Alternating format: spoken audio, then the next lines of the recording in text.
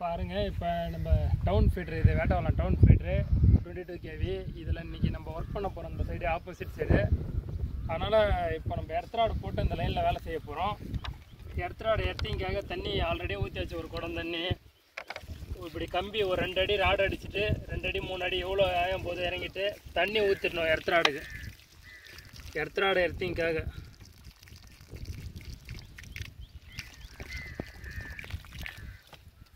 கொஞ்சம் ஊறட்டும். இண்டக்ஷனு எதுவும் அடிக்காமல் இருக்கும். எர்த்திங் மஸ்ட்டு குவாலிட்டியாக இருக்கணும் ஃபஸ்ட்டு.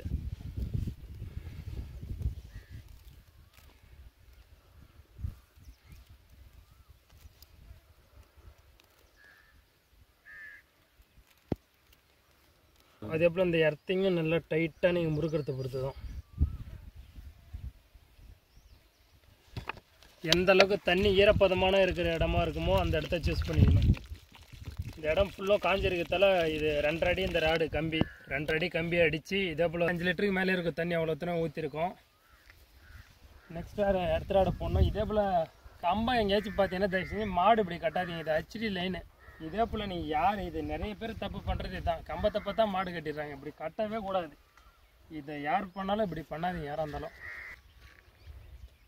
எர்த்ராடை இப்போ போட போகிறேன் ஏறி.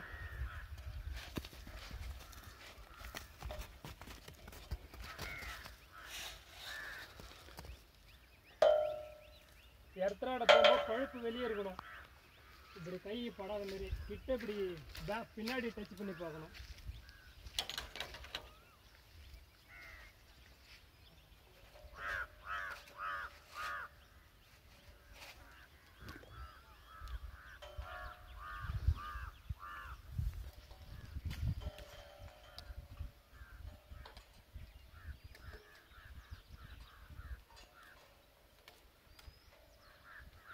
பார்த்துங்க, வர மெயின் லைனில் போடணும். மேலே மெயின் லைனு கீழே ஸ்பர் லைனு.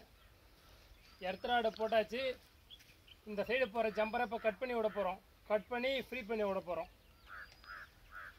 பவுஸ் பண்ணி வச்சிங்கன்னா பாருங்கள், இப்போ எர்த்ராடை போட்டாச்சு. கிட்டி குச்சிலாம் ஊற்றாச்சு.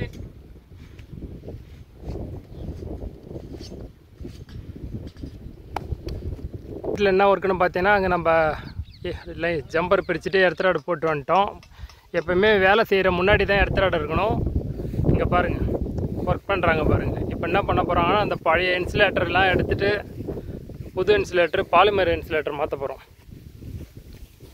இது நியூ மாடல் பாலிமர் இன்சுலேட்டர். இப்போ இந்த இன்சுலேட்டர் தான் மாற்ற போகிறோம். பழைய பீங்க இன்சுலேட்டரு இதெல்லாம் மாற்றிட்டா பிரேக் டவுன்லாம் அதிகமாக வராது. ஒர்க் பண்ணுறாங்க. அடுத்த கம்பத்துலேயும் ஒர்க் பண்ணுறாங்க.